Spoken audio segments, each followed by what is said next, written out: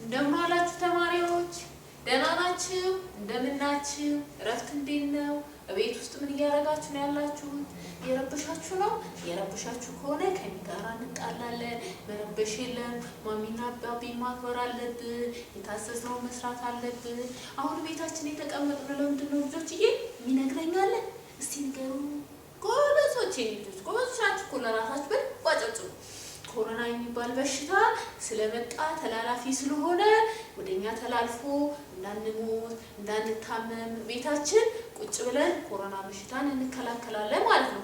ኮሮና በሽታን ደግሞ የመተላለፊያ መንገዱ እጃችንን በሳሙና መከላከያ መንገዱን ለማጥፋት እጃችንን በሳሙና ሁሉ ጊዜ አዘውትረን እያሸን እንደዚህ እያደረግን በደንብ እንደዚህ እያደረግን እንደዚህ ውስጡን ሽት እያደረግን በደንብ መታጠብ አለብን።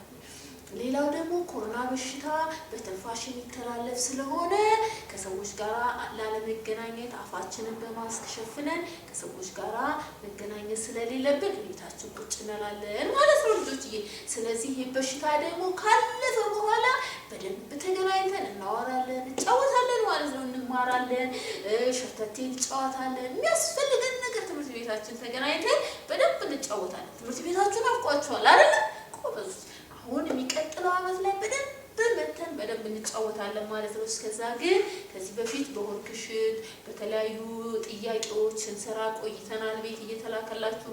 አሁን ደግሞ አብረን እንድንገናኝ እችን አጭር የሆነች ትምህርት ደግሞ አስተላልፍላችኋል ማለት ነው ልጆች። እየሰማችሁ ነው። ስለዚህ ወደ ትምህርታችን ከመግባታችን በፊት አንድ መዝሙር እንዘምራለን።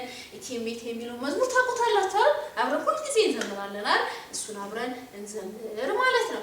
እቴሜቴ የሎሚ ሽታ ያማሙዬ ምን አለሽ ማታ ምንም አላለኝ ትምህርትሽን ላስጠናሻለኝ ትምህርትሽን አስጠናሻለሁ ጎበዝ ልጅም አደርግሻለሁ ጎበዝ ማሙዬ ጎበዝ ሚሚዬ ቋንቋና ሂሳብ ተምረን አራቱን መደብ ለይተን ስዕል ሙዚቃ ስናጠና ደስ ይለናል እንደገና ደስ ይለናል እንደገና አይደል ልጆችዬ?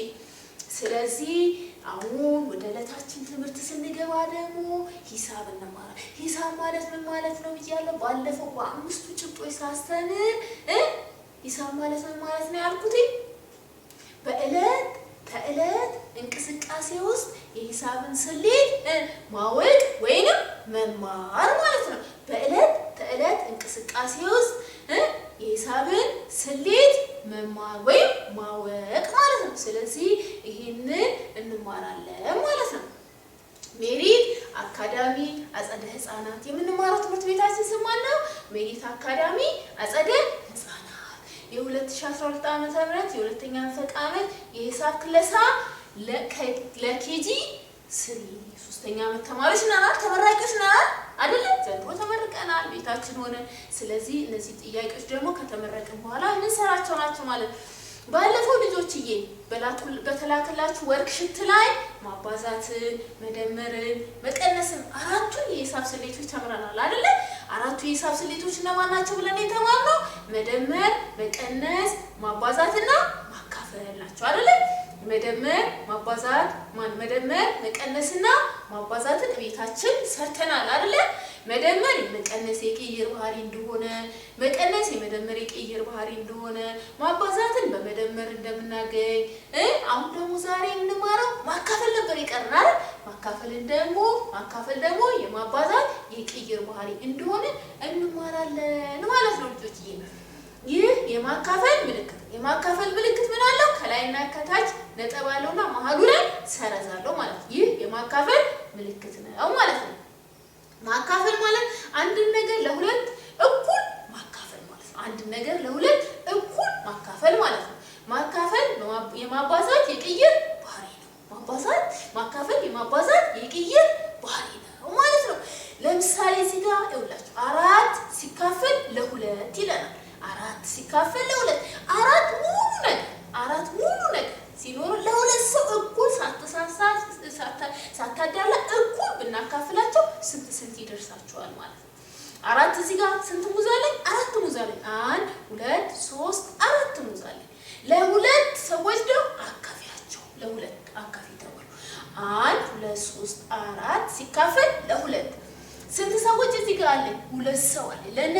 ሰዎች ይሄኛው ስሙ ማን ይሁን እስቲ ስም አውጡልኝ። አቤል እንበል። ይሄኛው ደግሞ ዳዊት እንበል። አቤልና ዳዊት እዚህ ጋር ቁጭ ብለዋል። ምን ይፈልጋሉ? ሁለት ሙዝ ይፈልጋሉ። ስለዚህ ያለ ሙዝ ደግሞ ስንት ነው? 4 ነው። እነዚህ ለአቤልና ለዳዊት ደግሞ ሳሳሳ እኩል አድርጌ ሁለት አካፍላቸዋለሁ ማለት ነው። ለአቤል 1 2 ሰጠው። ለዳዊት ደግሞ ስንት ሰጠው? 1 2 ሰጠው። ስለዚህ ለአቤልና ለዳዊት ሳላዳላ እኩል አካፈልኳቸው። ስንት አካፈልኳቸው? 2 አካፈልኳቸው ማለት ነው። ስለዚህ የተካፈሉትን አንድ ላይ ስቆጥራቸው ስንት ይሆናሉ ማለት ነው? 1 2 3 4 ሆነ ማለት ነው። አያችሁ? 4ቱን ሳላዳላ ለሁለቱ ለአቤልና ለዳዊት ሳካፍል 2 ደረሳቸው ማለት ነው። በሌላ በኩል 4 ምንድነው? አካፋይ 2 ምንድነው? ተካፋይ። እዚህ ጋር 2 ደግሞ ምን ይሆናል? ድርሻ ይሆናል። ስለዚህ እነዚህ ሁለት ሰዎች ምንድናቸው? ድርሻ ነው። ስለዚህ እዚህ ጋር ድርሻቸው ስንት ደረሳቸው? 2 ደረሳቸው ማለት ነው። ስለዚህ ድርሻ ሲባዛ በተካፋይ ድርሻ ምን ይወጣ? ውጤቱ ምን ይሆናል? 4 2 ሲባዛ በ2 እኩል ይሆናል ስንት ሆነ? 4 ማለት። ስለዚህ 4 ይሁን እዚህ ጋር ተካፋዩ እዚህ ጋር አለ አይደል? አካፋዩ እዚህ ጋር አለ አይደል? እዚህ ጋር አካፋዩ ይሄ ሲሆን ይሄ ድርሻንና ማለት ተካፋይንና ድርሻን ሳባዛቸው ማን ይሰጠኛል? አካፋዩን ይሰጠኛል ማለት ነው። 6 ሲካፈል ለ2 እኩል ይሆናል 3። 6 ሲካፈል ለ2 እኩል ይሆናል 3። ስንት ዛፎች አሉ? 6 ዛፎች አሉ። ለስንት ላካፍላቸው? ለ2 ዛፎች ላካፍላቸው። እነዚህ ደግሞ እዚህ ጋር 2 ሴቶች አሉ። ምን ይፈልጋሉ? እዚህ ጋር ያሉትን ዛፎች ይፈልጋሉ። እነዚህ ዛፎች እኩል ሳታዳይ ስጭናሉ። እቺኛዋ ሜሮን ነች፣ እቺኛዋ ደግሞ ሰላም ነው። እቺ ሰላም ስንት ዛፍ ደረሳት? ሜሮን ደግሞ ስንት ዛፍ ደረሳት? ለናስ እናያለን። ሳላዳላ ይሄን ዛፎች እኩል ሰጣለሁ። ለሜሮን ስንት ዛፍ ሰጠዋት? 1 2 3 ስንት ዛፍ ሰጠዋት? 3 ዛፍ ሰጠዋት። ለሰላም ደግሞ ስንት ዛፍ ሰጠዋት? 1 2 3 ስንት ዛፍ ሰጠዋት? 3 ሰጠዋቸው። እኩል ያከፈልኳቸው። እኩል ማካፈል ለማወቅ እዚህ ጋር ያሉትን ዛፎች ቁጥር ከመጣል እኩል አካፍያቸዋለሁ ማለት ነው። ስለዚህ እንቁጠረው። 1 2 3 አይደል? 4 5 6 ለሰላም 3 ደርሷል። ለሜሮን 3 ደርሷል። አንድ ላይ ስቆጥራቸው ምን መጣ? 6 ሆነ። ስለዚህ እዚህ ጋር ያለውን ዛፍ መጣልኝ ማለት ነው። ሲልቁጠረው 1 2 3 4 5 6 ጋ አካፋይ ለተካፋይ ስንት ሰጠዋቸው? 3 ሰጠዋቸው ማለት ነው። ስለዚህ 3 ደረሳቸው ለሰላምና ለሜሮን ማለት ነው። ስለዚህ 3 ሲባዛ በ2 ነው። 3 ሲባዛ በ2 ስንት ይመጣል? 6 ነው። መልሶ ቁጥሩ ሰጠኝ። ስለዚህ ማካፈል የማባዛት የቅይር ባህሪ ነው ማለት ነው። የቅይር ባህሪ ነው ማለት ነው። ሌላው 8 ሲካፈል ለ2 4 8 ሲካፈል ለ2 4 8ን ሳሳሳ ለሁለት ሰዎች እኩል ሳካፍላቸው ስንት ይደርሳል? 4 ይደርሳቸዋል ማለት ነው። ስለዚህ 2 ሲባዛ በ4 8 ይመጣል ማለት ነው። 2 ሲባዛ በ4 8 ይመጣል። 2ን ስንቴ ነው የምሰራው ልጆችዬ? 4 ጊዜ መደመር ማለት ነው። 2ን 4 ጊዜ መደመር ማለት ነው። 2 ሲደመር 2 ሲደመር 2 ሲደመር 2 ማባዛቱን ለማግኘት ማለት ነው። 2 ሲደመር 2 4 4 ሲደመር 2 6 6 ሲደመር 2 8 መልሴ ስንት መጣ? 8 ማለት ነው። ባለፈው ትዝ ይላችሁ እንደሆነ መደመር ማባዛትን በመደመር የቅይር ባህሪ እናገኛለን ብለን ነበር። 2 ሲባዛ በ4 2ን ስንቴ ስር ይዋለኝ? 4 ስር ይዋለኝ። ወይንም በሌላ መንገድ ደግሞ አለ 2ን ስንቴ ነው ስር ያለኝ? 4 1 2 1 2 1 2 1 2 ስንት ሰራው? 1 2 3 4 ሰራው። በዚህ መስራት ማግኘት እችላለሁ አባዝቼ ማለት ነው። ንቁጠር 1 2 3 4 5 6 7 8 ስለዚህ ማባዛትን በመደመር ማግኘት እችላለሁ ማለት ነው። ስለዚህ ማካፈል የማባዛት የቅይር ባህሪ ነው። ማባዛት የመደመር የቅይር ባህሪ ነው ማለት ነው። ሌላው 10 ሲካፈል ለ2 10 ሲካፈል ለ2 10 እኩል ሳልሳሳ ለሁለት ሰዎች አካፍላለሁ። ይሄ 10 አለ ለሁለት ሰዎች እኩል ሳካፍላቸው ስንት ይደርሳል? 5 ይደርሳቸዋል ማለት ነው። ነው። ስለዚህ የቅይር ባህሪውን ስሰራው ደግሞ 2 እና 5ን ሳባዛ 2 ሲባዛ በ5 እኩል ይሆናል 10። 2ን ስንቴ ስሩ አለኝ? 5 2 ሲደመር 2 ሲደመር 2 ሲደመር 2 ሲደመር 2 ንቁጠሩ 1 2 3 4 5 ነው አይደል? እነዚህ ሲደምራችሁ 2 ሲደመር 2 4 4 ሲደመር 2 6 6 ሲደመር 2 8 8 ሲደመር 2 10 መጣ ማለት ነው። ስለዚህ በመደመር ማገኘት ማለት ነው ማባዛትን ማለት ነው። ስለዚህ ማካፈል የማባዛት የቅይር ባህሪ ነው ማለት ነው። ማካፈል የማባዛት የቅይር ባህሪ ነው ማለት ነው። በዚህ መንገድ አራቱን የሂሳብ ስሌቶች እንደዚህ አድርገን እንሰራቸዋለን ማለት ነው። ስለዚህ ልጆችዬ ማባዛት ስንት የሂሳብ ስሌቶች አሉ? መደመር፣ መቀነስ፣ ማባዛትና ማካፈል ማለት ነው። አንደኛ ክፍል ደግሞ በደንብ ትማራላችሁ። ነገር ግን አንደኛ ክፍል ከመግባታችሁ በፊት ቤታችሁ ደግሞ ደጋግማችሁ ማሚንና አባቢን ስጡኝ ጥያቄ እያላችሁ አራቱንም የሂሳብ ስሌቶች በደንብ መስራት አለባችሁ ማለት ነው። አታየንም ብትሉ አያችኋለሁ፣ በዚህ ውስጥ አያችኋለሁ። የማይሰራው ልጅ ደግሞ ማሚና አባቢ በዚህ ውስጥ ደግሞ ስለማያችሁ በደንብ ሰርታችሁ እንድታሳዩ እሺ። ልጆች ጎበዞች ናቸው አይደል? ለራሳችሁ በደንብ አጨብጭቡ ጎበዞች። የሚቀጥለው ርዕሳችን ደግሞ ልጆች የኢትዮጵያ የብር ኖቶች ነው። የኢትዮጵያ የብር ኖቶች ነው። ኢትዮጵያ የራሷ ምን አላት? ቋንቋ አላት፣ የራሷ ባህል አላት፣ የራሷ ፊደል አላት፣ የራሷ ቁጥር አላት፣ የራሷ ብር አላት።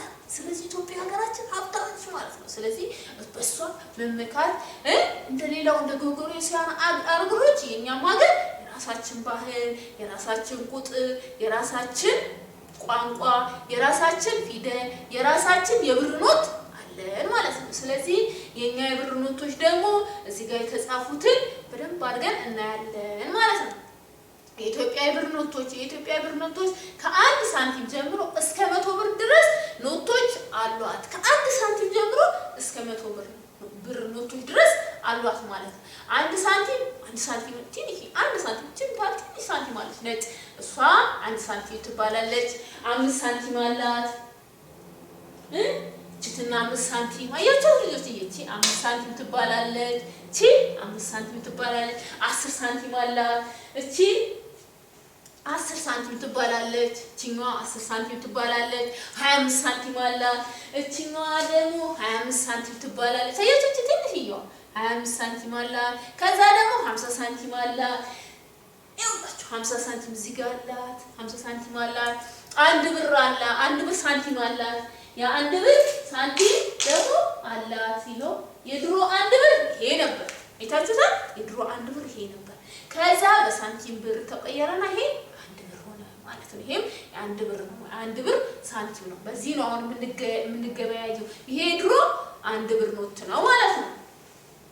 ከዛ የብር ኖቶች ደግሞ 5 ብር ኖት አላት። የ5 ብር ኖት አላት። ይሄው የ5 ብር ኖት፣ ይሄ የ5 ብር ኖት ነው። ከዛ ደግሞ የስንት ብር ኖት አላት? የ10 ብር ኖት አላት። ይሄው እዚህ ጋር የ10 ብር ኖት አላት። ይሄ የ10 ብር ኖት አላት። ከዛ ደግሞ የ50 ብር ኖት አላት። ይሄው የ50 ብር ኖት አላት። አያችሁ ኢትዮጵያ በጣም ሀብታም ነች አይደል? 50 ብር ኖት አላት። ከዛ ደግሞ የ100 ብር ኖት አላት። ይሄው የ100 ብር ኖት ደግሞ እዚህ ጋር አላት። አያችሁ አቤት ኢትዮጵያ ሀገራችን ሀብታም ነች። እኛም ሀብታም ነን። እሺ ከጎበዝን ዶክተር ለመሆን በደንብ ትምህርታችን በደንብ ካጠናን እነዚህ ኖቶች ብሮች እንሰራለን ማለት ነው ጎበዝ ከሆነ። ስለዚህ እኛም ሀብታሞች ነን ማለት ነው። የ100 ብር ኖት አላት። ከዛ የ1 ብር 10 ሳንቲም አለው። 1 ብር ደግሞ ስንት 10 ሳንቲም አለው? 10 ሳንቲም አለው ማለት ነው። 1 ብር ስንት 10 ሳንቲም አለው? 10 ሳንቲም አለው ማለት ነው። 1 ብር 10 ሳንቲም አለው ማለት ነው። ኑቁጠሩ ልጆች፣ ይሄን 10 ሳንቲም አለው ማለት ነው። ይብላችሁ ኑቁጠሩ ያያችሁ ነው አይደል? ይብላችሁ 1 2 3 4 5 6 7 8 9 10 1 ብር ስንት 10 ሳንቲም አለው?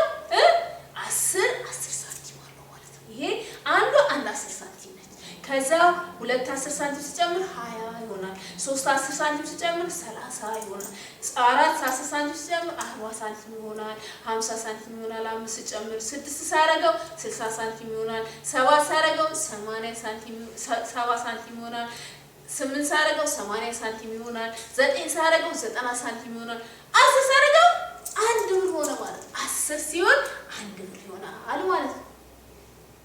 1 ብር ይሆናል ማለት ነው። ከዛ 1 ብር ደግሞ 25 ሳንቲም አለው ማለት ነው። 1 ብር 25 ሳንቲም አለው። 1 ብር ስንት 25 ሳንቲም አለው?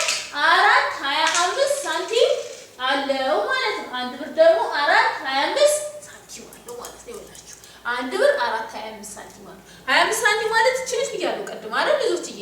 እቺ 25 ሳንቲም አንድ ብቻዋን ግን 4 ስትሆን እንደዚህ 1 2 3 4 ስትሆን 1 ብር ሆነች ማለት ነው። 25 ሳንቲም 1 ብር ሆነ ማለት ነው። 1 ብር 250 ሳንቲም አለ። 1 ብር ደግሞ 250 ሳንቲም አለ። ይላችሁ 250 ሳንቲም ይሄ 50 50 ነው። 50 ሲደመር 50 ስንት ነው? መቶ አይደል? ቆንጆ በደንብ አጨጩ ለራሳችሁ በደንብ 50 ሳንቲም አለ። አዎ ይሄ አንድ 50 እና ሁለተኛ 50 ሲጨመር ምን ይሆናል? 1 ብር ሆናል። 50 ሲደመር 50 ስንት ነው? 100 ሳንቲም ማለት 10 ሳንቲም ደግሞ ስንት ይሆናል? 50 1 ብር 50 250 ሳንቲም አለው። 250 ሳንቲም አለው ማለት ነው 1 ብር። ከዛ 5 ብር ደግሞ 5 1 ብሮች አሉት። 5 ብር ደግሞ 5 1 ብሮች አሉት።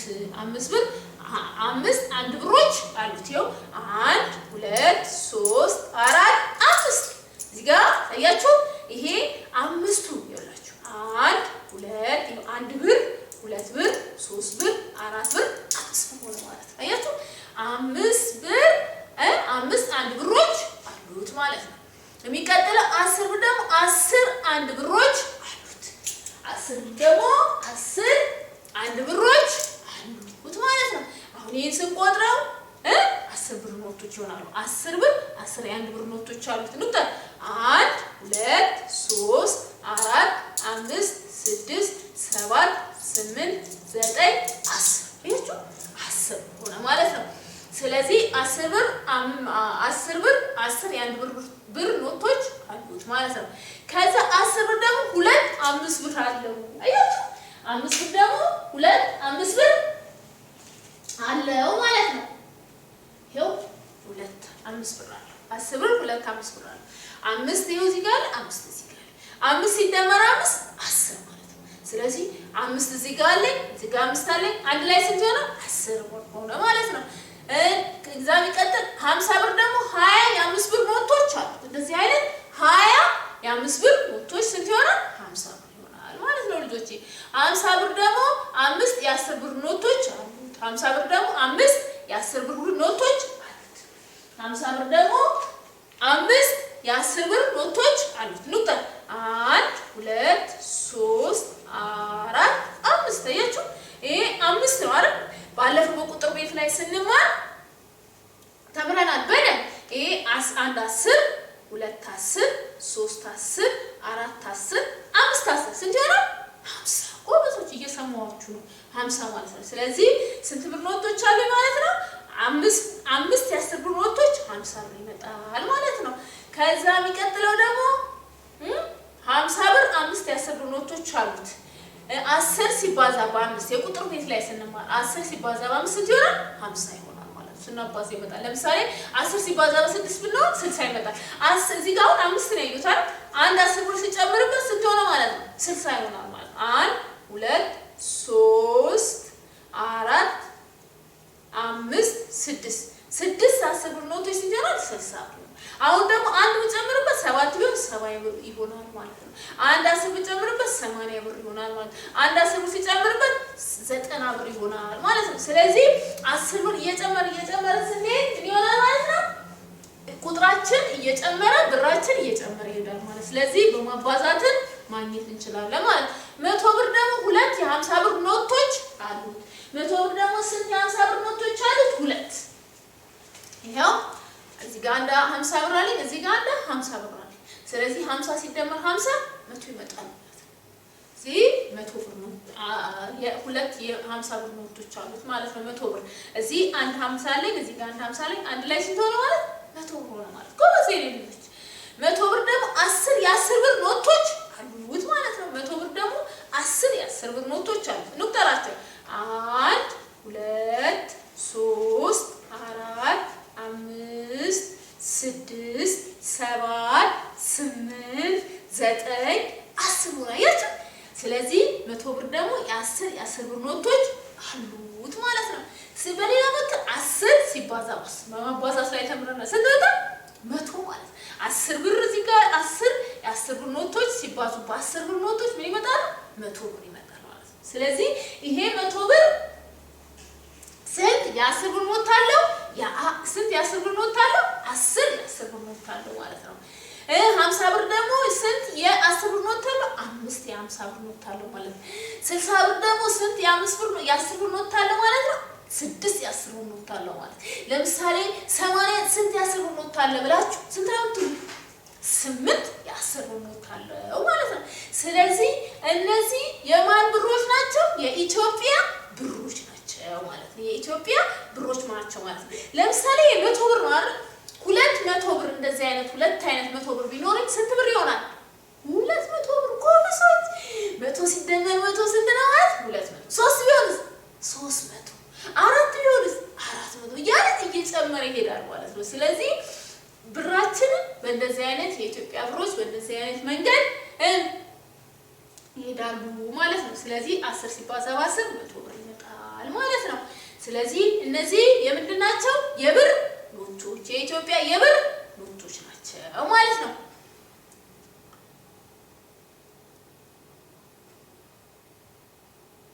የሚቀጥለው ልጆች እየላችሁ አያችሁ፣ በስዕልም አስቀምጠንላችኋል። እዚህ ጋር በስዕል አለ።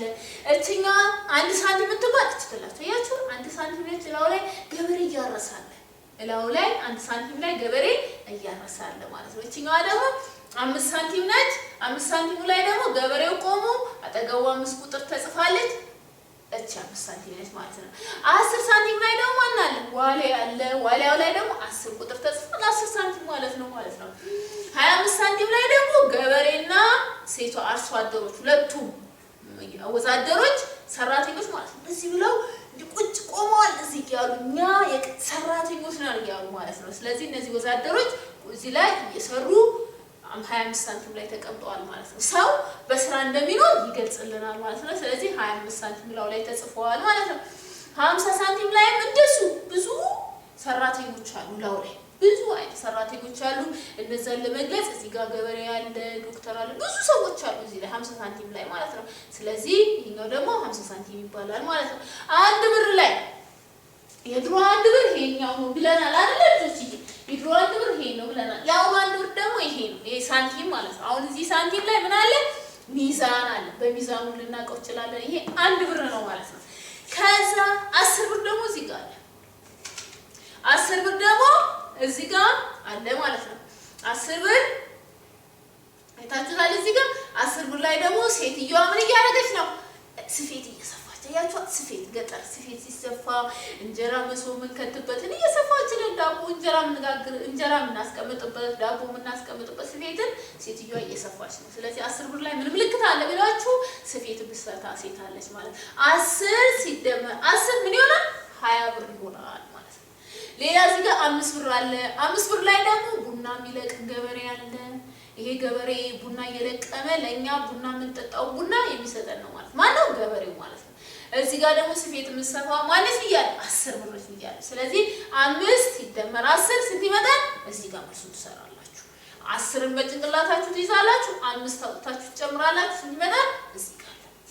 እዚህ ጋር ደግሞ 5 ሳንቲም አለች። 5 ሳንቲም አለች። 10 ሳንቲም አለ። 10ን በጭንቅላታችሁ ይዛችሁ እዚህ ጋር 5 ትይዛላችሁ። ስንት ሳንቲም ይመጣል? ይሄን ስለማታውቁ 15 ሳንቲም ትመጣለች ማለት ነው። 5 ሳንቲም እና 10 ሳንቲም 15 ሳንቲም ይመጣል ማለት ነው። የሚቀጥለው ደግሞ አቤት አያችሁ፣ ቀድሜ የነገርኳችሁ 1 ብር ይሁንና መጣ። ይሄኛው ያሁን ብር ነው። ምን አለ ላይ ሚዛን። እዚህ ላይ ደግሞ የድሮ ብር ላይ ደግሞ ገበሬና በሮቹ አሉ ማለት ነው። የድሮ ብር ይሄ ነበር፣ ያሁኑ የተቀየረው የሳንቲም ብር ይሄ ነው ማለት ነው። ይሄም 1 ብር ነው፣ ይሄም 1 ብር ነው ማለት ነው። ይሄ 5 ብር ነው፣ ይሄ 10 ብር ነው ማለት ነው። ስትጠየቁ 5 ብር ላይ ምን አለ ብትባሉ ቡና የሚለቅም ገበሬ፣ 10 ብር ላይ ምን አለ ብትሉ ስፌት የምትሰፋ ሴት ብላችሁ መለስ ትችላላችሁ ማለት ነው። 50 ብር ላይ ደግሞ ገበሬ ከብቶች አሉ እዚህ ጋር ደግሞ አንበሳ አለ፣ እዚህ ጋር ኢትዮጵያ ካርታ አለ። 50 ብር በዚህ መለየት እንችላለን ማለት ነው። 100 ብር ላይም ደግሞ እዚህ ጋር 100 ብር፣ እዚህ ጋር ገበሬዎች አሉ፣ ከብቶች አሉ፣ እዚህ ጋር 100 ብር የሚል ተጽፏል፣ እዚህ ጋር የኢትዮጵያ ካርታ አለ። ስለዚህ 100 ብር በዚህ እንለያለን ማለት ነው። ስለዚህ እነዚህ የኢትዮጵያ የሳንቲም እና የብር ኖቶች ይባላሉ ማለት ነው። አያችሁ?